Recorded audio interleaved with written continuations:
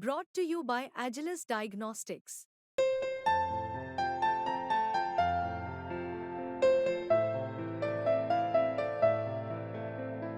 Agilus Diagnostics. कुछ बातें की और तुम्ही में खो गए हम। कुछ बातें की और तुम्ही में खो गए हम। बातें करते करते ही कब सो गए हम। बातें करते करते ही कब सो गए हम। और तुमसे मिलकर साथ तमाशा करना था। तुमसे मिलकर साथ तमाशा करना था। तुमसे मिलकर आप तमाशा हो गए हम।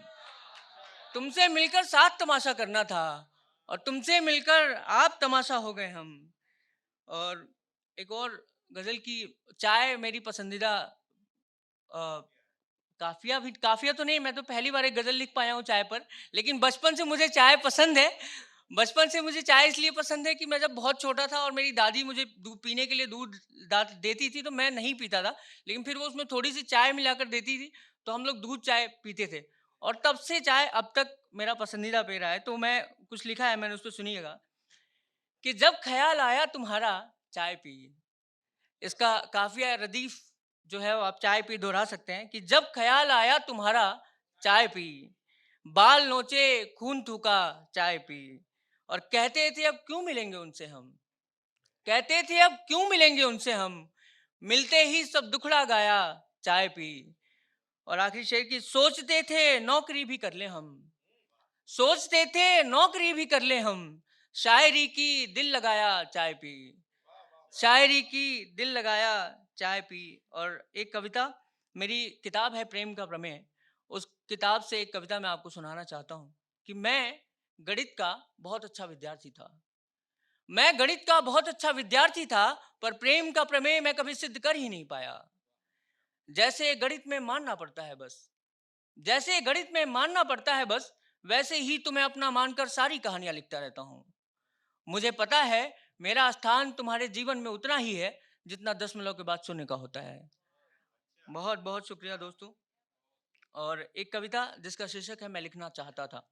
असल में हम राइटर्स के साथ होता क्या है कि देश दुनिया में जो भी चीजें चल रही होती हैं हमसे एक्सपेक्ट किया जाता है कि उस पर हम कुछ लिखें। और तमाम लोग कहते हैं कि यार देश में ये चल रहा है, तुमने इस पर नहीं लिखा। तो एक द्वंद है राइटर का कि मैं क्या लिखना चाहता था और क्या लिख पाया। उस पर एक कविता है। मैं लिखना चाहता था।